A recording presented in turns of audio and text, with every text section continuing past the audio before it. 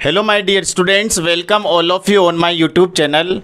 तो देखो, एक टॉपिक हम कंप्लीट कर चुके हैं, नरेशन। और नरेशन वाले टॉपिक के बाद आज हम दूसरा टॉपिक स्टार्ट करने जा रहे हैं। और अपना जो दूसरा टॉपिक है वो है सब्जेक्ट वर्ब एग्रीमेंट। ठीक है, सब्जेक्ट वर्ब एग्रीमेंट, इसका अगर हम अर्थ कहें तो इसका अर्थ होता है बच्चों कर्ता तथा क्रिया का सामंजस्य, अर्थात कर्ता के अनुसार क्रिया का प्रयोग होना ही सब्जेक्ट वर्ब एग्रीमेंट कहलाता है। कहने का मतलब यदि कर्ता एक वचन है, सब्जेक्ट सिंगुलर है, तो उसके साथ अपन जो वर्ब यूज करेंगे वो भी सिंगुलर होनी चाहिए। अगर सब्जेक्ट प्लूरल है, अगर सब्जेक्ट बहुवचन है, तो उसके साथ हम जो वर्ब यूज करेंगे वो भी बहुवचन होनी चाहिए। तो आज का ये टॉपिक बहुत इंटरेस्टिंग होने वाला है। तो सबसे पहले इस वीडियो को लाइक करके अपनी अटेंडेंस दे दीजिए। अटेंडेंस देने के बाद इसके बाद आप लोगों को इस चैनल को सब्सक्राइब करना है। अगर आप में से ऐसा स्टूडेंट जो इस चैनल पर नया हो, वो सबसे पहले इस चैनल को सब्सक्राइब करें और सब्सक्राइब करने के बाद इसको ज़्यादा से ज़्यादा शेयर करें। ठीक है स्टूडेंट्स, तो आज हम स्टार्ट करते हैं अपना दूसरा टॉपिक, इंग्लिश ग्रामर का दूसरा टॉपिक आज हम स्टार्ट करेंगे। और वो है बच्चों सब्जेक्ट वर्ब एग्रीमेंट, कर्ता क्रिया का सामंजस्य। ओके बच्चों, तो यहाँ पर हमने कुछ इसके बारे में लिखा है, इसकी डिटेल हमने लिखी है, जिसमें हमने लिखा है कि इस नियम के अनुसार किसी वाक्य में जिस पुरुष और वचन का कर्ता हो, क्रिया भी उसी पुरुष व वचन की होनी चाहिए। कहने का मतलब यह है कि यदि आपका सब्जेक्ट एक वचन है तो उसके साथ आप लोगों को एक वचन क्रिया का ही यूज करना पड़ेगा। अगर सब्जेक्ट बहुवचन है तो आपको उसके साथ बहुवचन क्रिया का ही यूज करना पड़ेगा। तो सबसे पहले आप लोग ये डेफिनेशन वगैरह लिख लो या फिर इसका स्क्रीनशॉट ले लो। उसके बाद में आप लोगों को एक वचन सब्जेक्ट कौन से होते हैं, एक वचन वर्ब कौन सी होती है, बहुवचन सब्जेक्ट कौन से होते हैं, बहुवचन वर्ब कौन सी होती है, ये सारी डिटेल्स में आप लोगों को इसके बाद लिखवाऊंगा। तो सबसे पहले आप लोग इसका स्क्रीनशॉट लें। इसके बाद अब आप लोगों को लिखना है dear students rule number first. अब आप लिखो, एक लाइन छोड़कर लिखना रूल नंबर फर्स्ट। इसका पहला नियम हम लिखेंगे। रूल नंबर फर्स्ट कहता है, ठीक है ना, निम्न लिखो, निम्न सब्जेक्ट्स निम्न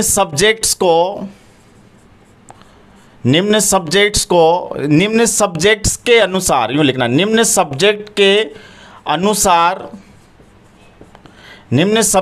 अनुसार क्रिया का प्रयोग, निम्न सब्जेक्ट के अनुसार क्रिया का प्रयोग निम्न प्रकार से होगा।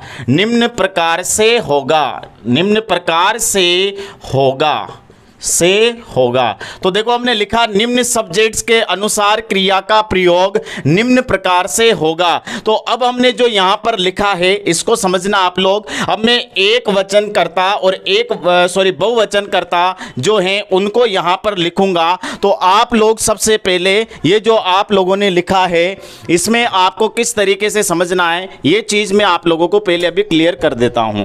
ठीक है बच्चों, तो यहां पर हमने लिखा निम्न सब्जेक्ट्स के अनुसार क्रिया का प्रयोग होगा। अब ध्यान देना, मैं सब्जेक्ट्स को डिवाइड कर रहा हूं, तो सबसे पहले आप लोगों को एक टेबल के अनुसार इनको पढ़ना पड़ेगा। ठीक है, तो सबसे पहले अपन यहां पर टेबल ले लेते हैं। ये रही टेबल। यहां पर हमने इसको दो भागों में डिवाइड कर दिया है। ये हमने इसको दो भागों में डिवाइड कर दिया। इधर तो हम लिखेंगे डियर स्टूडेंट्स सिंगुलर सब्जेक्ट, इधर तो आएगा सिंगुलर सब्जेक्ट और इधर आ जाएगा प्लूरल सब्जेक्ट, सिंगुलर सब्जेक्ट और इधर आ जाएगा प्लूरल सब्जेक्ट। तो इस तरह की टेबल आपको बनानी पड़ेगी। ठीक है बच्चों, इस तरह की टेबल के अनुसार आप लोगों को समझना है। अब आपने प्रोनाउन पढ़े थे, डायरेक्ट इनडायरेक्ट का टॉपिक अपन ने पढ़ा था, उसमें आप लोगों को मैंने प्रोनाउन सिखाए थे। अब उन प्रोनाउन का प्रयोग कैसे किया जाता है देखना। प्रोनाउन में first person, second person, third person में। अब सिंगुलर सब्जेक्ट कौन कौन से होते हैं समझना। एक तो होता है बच्चों ही, एक होता है शी, एक होता है इट, और इसके बाद कोई सिंगुलर नाउन। ठीक है, सिंगुलर नाउन। अब सिंगुलर नाउन वो हो गया व्यक्ति, वस्तु, स्थान आदि का नाम, ये सिंगुलर माना जाएगा, एक वचन माना जाएगा। तो अगर अपन सिंगुलर सब्जेक्ट की बात करें तो सिंगुलर सब्जेक्ट में आप लोगों को लिखना है ही, शी, इट, और ये सिंगुलर नाउन। और अगर हम प्लूरल, अभी हमने इसमें आई नहीं लिखा है, आई के अलग ही नियम चलते हैं, उसको अपन अलग से पढ़ेंगे, ध्यान देना। अब अपन चलते हैं प्लूरल सब्जेक्ट की तरफ। प्लूरल सब्जेक्ट में आप लोगों को एक तो याद रखना है यू, इसके बाद एक आपको याद रखना है वी, एक आपको याद रखना है दे, और इसके बाद फिर आ जाएगा यहाँ पर डियर स्टूडेंट्स प्लूरल, और फिर इधर आ जाएगा नाउन, अर्थात यहाँ पर फिर आ जाएगा बहुवचन, और जो संज्ञा होगी वो इसके अंतर्गत आ जाएगी। तो आप फौरन इनको लिख लो, ठीक है ना। निम्न सब्जेक्ट के अनुसार क्रिया का प्रयोग होगा। अब सिंगुलर सब्जेक्ट है तो आप सभी को पता है कि सिंगुलर वर्ब आएगी, और यदि प्लूरल सब्जेक्ट है तो आप सभी को पता है कि प्लूरल वर्ब यहां पर आएगी। तो जल्दी से बच्चों आप लोग इसका स्क्रीनशॉट ले लो, उसके बाद में आप लोगों को फिर आगे वर्ब पढ़ाऊंगा कि कौन सी वर्ब सिंगुलर है और कौन सी वर्ब प्लूरल है। ठीक है, फटाफट इसको नोट कर लीजिए। ओके, अब इसके बाद हम चलते हैं दूसरे रूल की तरफ। ठीक है, दूसरे रूल में हम लिखेंगे रूल नंबर 2। रूल नंबर 2 में आप लोगों को लिखना है, और इसमें लिखना निम्न वर्ब्स को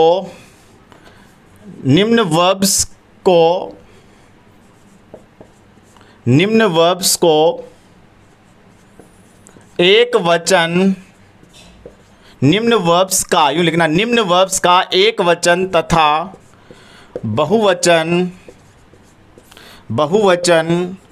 के आधार पर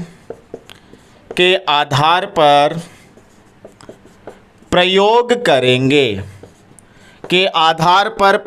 करेंगे। तो बच्चों हमने लिखा है कि निम्न वर्ब्स का एक वचन तथा बहुवचन के आधार पर प्रयोग करेंगे। अब हम यहाँ कुछ वर्ब्स लिखेंगे, एक वचन भी लिखेंगे और बहुवचन वर्ब्स भी लिखेंगे। वर्ब्स आपको पता है कि इसमें हेल्पिंग वर्ब भी आ जाएगी, इसमें मेन वर्ब भी आ जाएगी, ध्यान देना। तो यहाँ पर हम लेंगे सिंगुलर वर्ब, और यहाँ हम लेंगे प्लूरल वर्ब। तो सिंगुलर वर्ब और ये हो गया प्लूरल वर्ब। ठीक है बच्चों, अब हम चलते हैं सिंगुलर वर्ब में कौन कौन आता है। तो ध्यान देना, सबसे पहले मैं वर्ब से लेके चलता हूं। वर्ब की फर्स्ट फॉर्म प्लस एस या एस। याद रखना, अगर सिंगुलर वर्ब होगी तो उसके साथ हमेशा एस या एस लगेगा। तो सिंगुलर वर्ब के साथ हमेशा वर्ब की फर्स्ट फॉर्म में एस या एस लगता है, और प्लूरल में आपको केवल मात्र वर्ब की फर्स्ट फॉर्म लिखनी रहती है। अभी केवल 2-3 नियम आपको ऐसे अटपटे लगेंगे, लेकिन जब इसके मेन रूल्स चलेंगे ना तब आपको और बढ़िया समझ में आएगा। तो हमने लिखा यहाँ पर वर्ब की फर्स्ट फॉर्म प्लस एस या एस, और उधर हमने लिख दिया बच्चों क्या, उधर हमने लिख दिया वर्ब की फर्स्ट फॉर्म। आगे बढ़ते हैं, इसमें आ जाता है बच्चों इज। ठीक है, इसमें आ जाता है बच्चों इज। एम को अभी नहीं लिखेंगे, एम का आई के साथ यूज करना है, वो बाद में आई का जो स्पेशल रूल अलग से चलेगा वहां हम लिखेंगे। इसके बाद इज एम आर वाला ग्रुप हो गया। अब आप इसमें डू डज का ग्रुप ले लो आप, तो ये डज आ गया इसमें, ये यहां पर आ जाएगा बच्चों डू। इज एम आर के ग्रुप में इधर आ जाएगा इज और इधर आ जाएगा आर। एम को हमने अलग कर दिया, उसको आई के साथ ऐड करेंगे। इसके बाद हम चलते हैं वाज वर की तरफ, हेज हेव की तरफ। तो याद रखना, सिंगुलर में आ जाता है हेज और प्लूरल में आ जाएगा हेव। ये हेव आ गया। इसके बाद आगे बढ़ेंगे, वॉज वर का प्रयोग अगर हम करेंगे तो इधर आ जाएगा वॉज और इधर आ जाएगा वर। ठीक है बच्चों, तो ये इधर आ जाएगा वॉज और उधर आ जाएगा वर। इसके बाद हेड सभी के साथ आता है। शेल विल का प्रयोग अलग से होता है, ध्यान देना। तो आपको ये वर्ब याद रखनी है, सिंगुलर वर्ब ये हैं और प्लूरल वर्ब ये हैं। याद रखना, सब्जेक्ट वर्ब एग्रीमेंट में सबसे इंपॉर्टेंट बात यही है कि आप लोगों को एक तो सिंगुलर सब्जेक्ट पहचानना आना चाहिए और एक सिंगुलर वर्ब पहचानना आना चाहिए। इसके बाद सिंगुलर वर्ब पहचानना आना चाहिए और प्लूरल वर्ब पहचान में आना चाहिए। तो ये था अपना दूसरा नियम। जल्दी से इसका स्क्रीनशॉट ले लो और उसके बाद फिर हम अब यहां पर पढ़ेंगे प्रयोग। ठीक है बच्चों, अब हम लिखेंगे यहां पर प्रयोग। तो लिखो रूल नंबर 3। अब आएगा रूल नंबर 3। ठीक है, रूल नंबर 3 में लिखना बच्चों, रूल नंबर थर्ड, और इसमें लिखना रूल नंबर थर्ड में लिखो ही, शी, इट तथा सिंगुलर वर्ब के साथ, ही, शी, इट तथा सिंगुलर वर्ब, एक वचन क्रिया बोलते हैं, ध्यान देना, सिंगुलर वर्ब के साथ हमेशा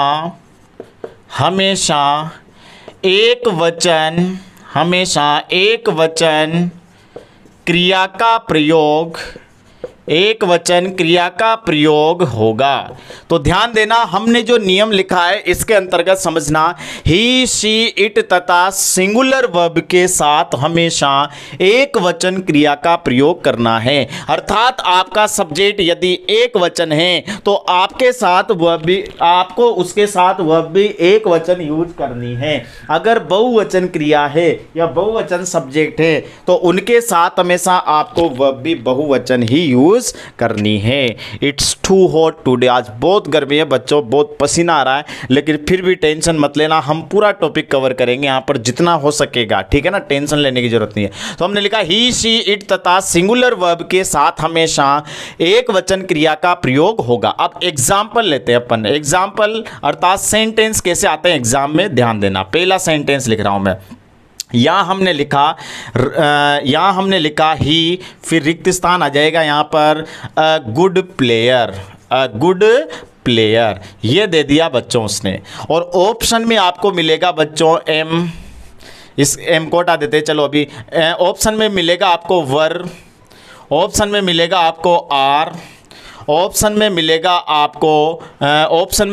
आपको वॉज, और ऑप्शन में मिलेगा आप लोगों को हैव, ठीक है, ये मिल गया और ये आ गया। तो अब ध्यान देना, आप लोगों को यहाँ पर ही के साथ बिल्कुल करेक्ट ऑप्शन चुनना है कि यहाँ पर करेक्ट वर्ब कौन सी यूज की जाएगी। तो यहाँ पर हमने लिखा ही गुड प्लेयर, तो यहाँ पर ही के साथ सबसे पहले तो आप ये पता लगाओ कि ही एक वचन है या बहुवचन है। तो ही, ध्यान देना, एक वचन है। अब एक वचन है तो इसके साथ क्रिया भी एक वचन आएगी। ध्यान देना, ये वर हमेशा बहुवचन के साथ आता है। अभी मैंने आपको टेबल के माध्यम से सिखा दिया था कि एक वचन कर्ता कौन है, एक वचन क्रिया कौन है, बहुवचन कर्ता कौन है, बहुवचन क्रिया कौन है, आप अच्छे से समझ चुके हो। तो अब ये बताओ, ही तो एक वचन है, अब ये वर आर, ये वर भी बहुवचन क्रिया है, ये आर भी बहुवचन क्रिया है, ये वोज एक वचन है और ये हैव भी बहुवचन है। तो अपना ऑप्शन कौन सा सही हो जाएगा? अपना ऑप्शन सी बिल्कुल सही माना जाएगा, क्योंकि ये एक वचन करता है। तो समझ में आ गया आप लोगों को। अब इसके बाद लिखो रूल नंबर 4, फटाफट, या तो वीडियो पॉज करके आप लोग इसको लिख लो या फिर इसका स्क्रीनशॉट ले लो। अब हम चलेंगे रूल नंबर 4 की तरफ, ठीक है बच्चों। अब आएगा रूल नंबर 4, ध्यान से समझना रूल नंबर 4 को। अब आता है रूल नंबर 4, और रूल नंबर 4 कहता है बच्चों, यू, वी, दे तथा प्लूरल नाउन, बहुवचन संज्ञा, ठीक है ना, व्यक्ति, वस्तु, स्थान कोई सा भी आ जाए बहुवचन, ये इसी में आएगा। तो यू, वी, दे तथा प्लूरल नाउन के साथ हमेशा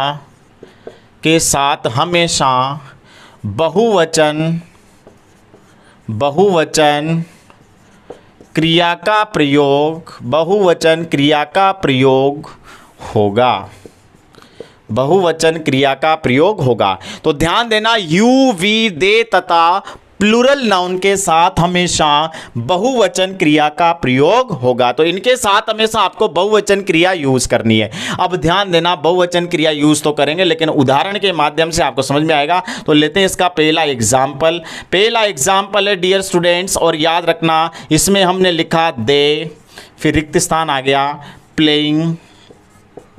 प्लेइंग फुटबॉल, ये आ गया बच्चों यहाँ पर sentence, they playing football. Option में ले लेते अपन इज, वॉज, सी में ले लेते अपन हैज, और डी में ले लेते अपन हैव। ठीक है, ये ऑप्शन है अपने पास, दे प्लेइंग फुटबॉल।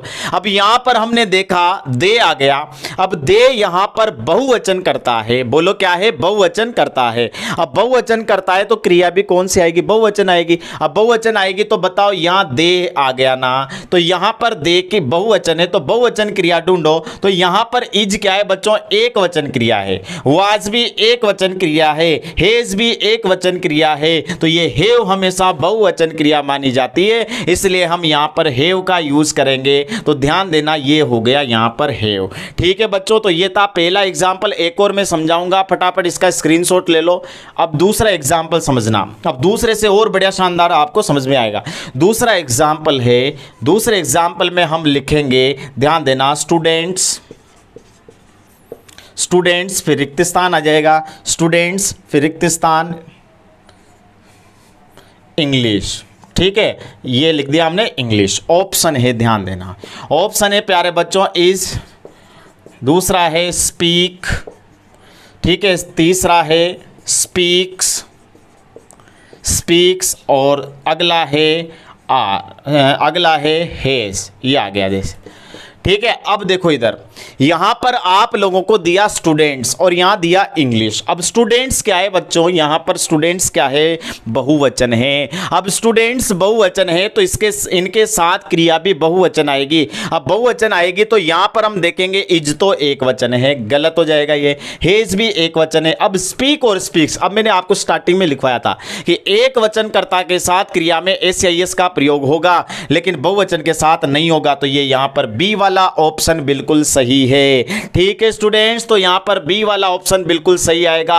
अब आज की क्लास का आखिरी रूल हम लिखेंगे, उसके बाद नेक्स्ट क्लास में आप लोगों को बाकी के बहुत इंपॉर्टेंट रूल्स मिलेंगे जिनको आप देखना न भूले नेक्स्ट वीडियो में। अब लिखो रूल नंबर 5, रूल नंबर 5 आ रहा है बच्चों, और रूल नंबर 5 में लिखना आई के साथ निम्न क्रियाओं का प्रयोग होगा, आई के साथ निम्न क्रियाओं का प्रयोग होगा। ठीक है बच्चों, अब आई के साथ कौन कौन सी क्रियाएं आएगी ध्यान से समझना। यहां मैं एक टेबल के माध्यम से लिखवा देता हूं, आप ऐसे याद रख लेना। याद रखना, सबसे पहले इजेमार वाले ग्रुप में सबसे पहले वर्ब की फर्स्ट फॉर्म प्लस एस या वर्ब की फर्स्ट फॉर्म, तो उसमें ले लेते हैं तो डायरेक्ट आएगी वर्ब की फर्स्ट फॉर्म, ध्यान देना, एस नहीं लगेगा। इसके बाद इजेमार वाले ग्रुप में से ले लेते हैं तो इजेमार वाले ग्रुप में से एम आएगा, ध्यान देना। इसके बाद डू डज वाले ग्रुप में से ले लेते हैं तो डू डज वाले में से आएगा डू। ये क्या होता है, आई कभी एक वचन क्रिया लेता है, कभी बहुवचन क्रिया लेता है, इसीलिए इसको अलग ही लिखा जाता है, ध्यान देना। आगे बढ़ेंगे बच्चों, अब हम हेज हेव में से ले लेते हैं तो आई के साथ आता है, बोलो क्या, हेव। इसके बाद हम वोज वर में से ले लेते हैं तो आई के साथ आता है, बोलो क्या, वोज। वर भी आता है लेकिन वो कंडीशनल सेंटेंस में आता है, सभी में नहीं आता है। तो आई के साथ आपको इन्हीं क्रियाओं का प्रयोग करना है। ठीक है, एक एग्जाम्पल भी आप लोग लिख लो, एक एग्जाम्पल लिखना, आई फिर रिक्त स्थान गुड स्टूडेंट, गुड फिर आ जाएगा बच्चों यहां पर स्टूडेंट, ये सेंटेंस है। ऑप्शन ले लेते हैं अपन, इज, एम, आर, और डी वाले ऑप्शन में ले लेते हैं अपन वर। ठीक है, अब यहां पर देखना बच्चों, वर वैसे आता है लेकिन कंडीशनल सेंटेंस में आता है, वो मैं आगे सिखाऊंगा आपको। तो यहां हमने देखा आई के साथ न इज आता है, न आर आता है, न वर आता है, एम आता है, क्योंकि ये लिख रहा बच्चों एम। तो इस प्रकार से आप लोगों को ये सब्जेक्ट वर्ब एग्रीमेंट के जो मैंने 3 रूल पढ़ाए, आई होप ये आपको बहुत अच्छे से समझ में आए होंगे। और ध्यान देना, अब इसकी नेक्स्ट क्लास मतलब इसका नेक्स्ट रूल्स जितने भी रहेंगे वो अपन नेक्स्ट वीडियो में पढ़ेंगे। और आई होप आपको अगर आज समझ में आया है तो जल्दी से इसको शेयर करें, वीडियो को ज़्यादा से ज़्यादा इसको शेयर करें। Okay, thanks for watching this video.